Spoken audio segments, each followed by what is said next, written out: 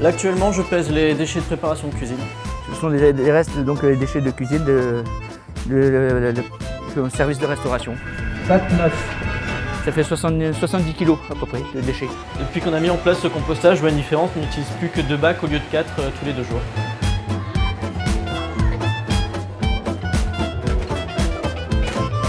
Le Code de l'environnement prévoit, depuis la loi Grenelle 2 de l'environnement, issue de la loi du 12 juillet 2010, une obligation générale de trier à la source des biodéchets à des fins de valorisation. Cette obligation se met en œuvre à compter du 1er janvier 2016 pour les producteurs de plus de 10 tonnes par an. Dans le département du Finistère, une dizaine de collèges est concernée par cette disposition. Le Conseil général et le CIMED se sont emparés de la question et ont proposé de lancer une opération de compostage dans 3 collèges du département pour composter à la fois les déchets verts et les déchets de cantine. Donc avec l'aide des communautés de communes concernées et d'associations prestataires de ces communautés de communes. C'est un projet qui est mobilisateur, qui est éducatif, qui est pédagogique aussi. Nous, très modestement, ce qu'on cherche à faire, c'est à donner à nos élèves des informations, à créer des habitudes et donc des attitudes. Et tout ce que l'on souhaite, c'est que nos élèves soient porteurs chez eux, soit maintenant, soit plus tard en tant que citoyens, de ce message de recyclage, de tri des déchets, dans le but bien sûr de préserver notre environnement. Bonjour, donc je m'appelle Karine, je fais partie de l'association Vers le Jardin à Brest. Ici j'ai un petit seau avec moi, vous allez me dire si j'ai bien trié mes déchets ou pas, et si vous mettez ça aussi dans le composteur de l'école. Alors on va commencer par... Est-ce que vous voyez ce que c'est? Du carton. Est-ce que ça va dans le composteur, ça à votre avis? Oui, donc je vais poser ça ici. Vous allez me dire si j'ai bien fait mon travail ou pas.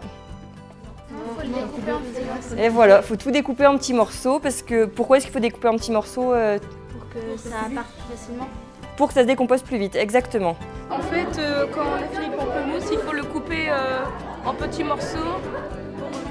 Et après, ensuite, dès qu'on a fini de couper, bah, ça se met dans la poubelle compost et après, ça va directement dans le composteur. On a participé à la mise en place de cette opération maintenant il y a 2 ans sur le suivi des élèves au niveau du self, mais aussi une information en classe. 16 animations ont été mises en place pour suivre de A à Z sur à quoi ça sert, comment ça marche et qu'est-ce qu'on peut faire du compost. L'idée étant en effet de ne plus sortir aucun déchet de cuisine du collège. À la fin de chaque service, chaque personne prend son plateau et met la nourriture au milieu, les plastiques à côté. Et nous allons à côté, là où il y a les déchets.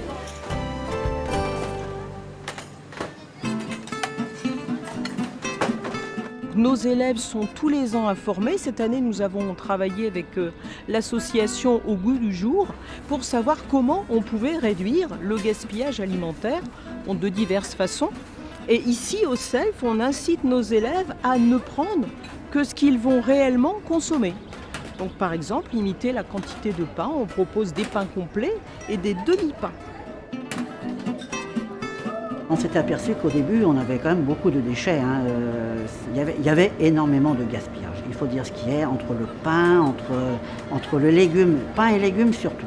On a un grammage à respecter, mais bon, si l'enfant veut moins, on lui en met moins. S'il veut plus, ben, on lui en met plus.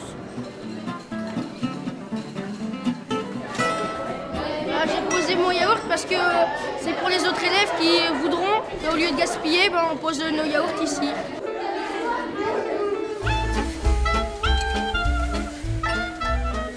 Les agents de cuisine se sont aperçus qu'ils gagnent du temps parce que les élèves arrivent avec les déchets déjà dans une assiette, etc. etc.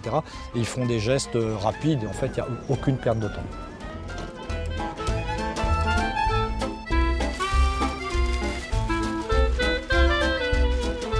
Il y a un groupe qui s'appelle Écolo & Co, donc c'est des volontaires qui viennent le jeudi midi pour pouvoir mélanger tout, récupérer le compost qui est bon pour être servi, pour faire pousser des plantes. Donc là, je mélange les aliments qui ont été jetés ce midi avec la couche du dessous pour que ce soit plus facilement composté. Voilà, donc il y a un élève qui a participé au compostage, Mais in fine, il faut savoir qu'il a participé dans le cadre du projet pédagogique, mais c'est toujours un adulte qui va vraiment finir le compostage et brasser. L'élève, il est juste là pour s'imprégner de ce travail-là, mais le travail est fait tout le temps par un adulte. Au début, il y a beaucoup de réticence parce que généralement, ce qui est vu, c'est le surcroît de travail que peut générer ce genre de choses. Ça a été un petit peu la réaction ici des agents au début. Au niveau des personnels, la question est de savoir qui va s'en occuper au quotidien et combien de temps cela représente. Parce que comme support de projet pédagogique, c'est très intéressant.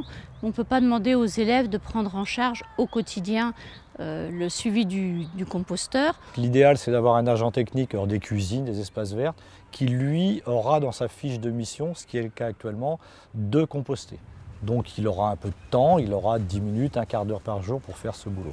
Donc je suis chargé d'effectuer tous les jours le compostage au sein du collège. Ça me prend à peu près un petit quart d'heure par jour et 1 heure et quart pour le retournement du compost le mercredi.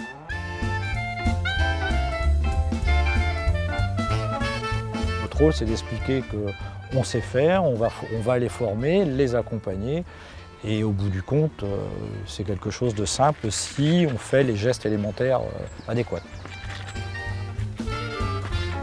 Là, on est sur un pavillon de 15 mètres cubes. C'est le plus grand de ce qu'on propose nous actuellement au niveau de l'association. En gros, on peut composter jusqu'à 100 kg de biodéchets par jour. 400 repas, on sait à peu près, sur la base de 150 grammes de déchets par jour, on est à peu près à 7-8 tonnes de déchets par an.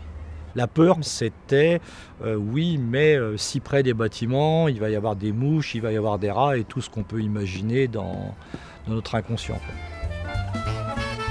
On remue, voilà. Et une fois qu'on aura tout brassé, derrière, on remet du broyat. J'ai le nez dessus et franchement, ça sent pas. Il y a une toute petite odeur au moment où on le remue. On voit d'ailleurs qu'il y a de la fumée. Ça veut dire que ça marche bien. Il chauffe et il faut absolument qu'il chauffe. Donc là, il monte à 60-70 degrés. Mais bon, si vraiment c'était dégueulasse, je ne resterais pas au-dessus. Voilà, donc là on est dans la case de maturation, c'est-à-dire que le compost qui était de l'autre côté a été transvasé, retourné. Celui-ci, il a environ 4 mois. On ne voit plus rien. Tous les restes les petits morceaux de viande, les petits morceaux de pamplemousse, etc.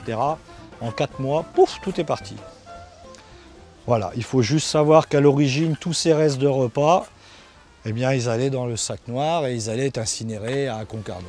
Donc là, au stade où il est, c'est pratiquement, c'est le stade avant ce que j'appellerais du terreau.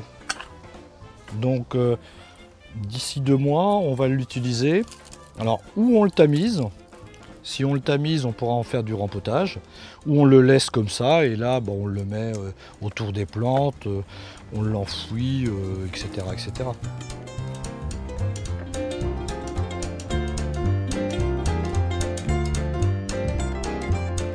Alors nous sommes dans le jardin aromatique où il y a plein d'herbes aromatiques. Alors il y a des herbes pour sol pauvre, des herbes pour sol riche, comme de l'oseille, de la menthe.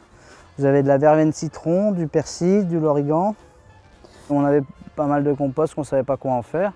Donc j'ai lancé l'idée comme quoi on pouvait faire un jardin aromatique et on m'a suivi dans ce projet, on m'a débloqué des fonds. L'oseille, donc on l'utilise pour les poissons, surtout pour les sauces de poisson, avec le saumon beaucoup. Voilà, le thym nous sert de temps en temps pour mettre dans les sauces. La sauge pour le rôti de porc.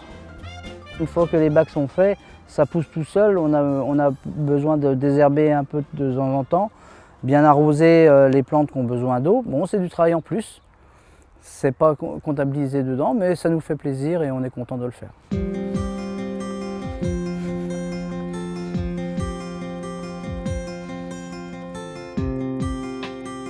Voilà la serre donc, que les élèves de 5e ont montée l'année dernière avec les professeurs.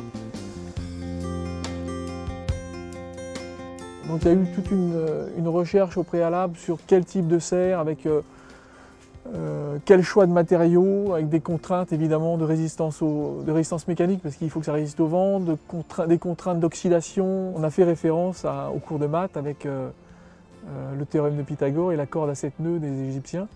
C'est intéressant de relier en fait, des enseignements qui sont souvent abstraits en fait, à des situations réelles pour que les élèves accrochent davantage et voient la finalité en fait, de ce pourquoi ils se cassent la tête à longueur de journée.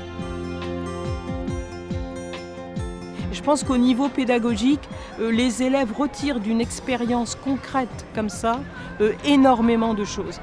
Pensez que la dernière récolte, la récolte de la serre, les fèves, cette récolte-là a été emportée au Glénan, puisqu'il y a une partie des élèves d'Ulysse qui participent au projet serre, qui sont allés passer une semaine au Glénan. Ils ont emporté les fèves et les fèves ont été cuites au Glénan et le cercle est bouclé. Vous avez votre plateau en face de vous. Comment est-ce que vous triez les déchets? Nous avons diminué d'environ 2 tonnes la somme globale de déchets. Ça fait une moyenne par semaine de 150 à 180 kilos.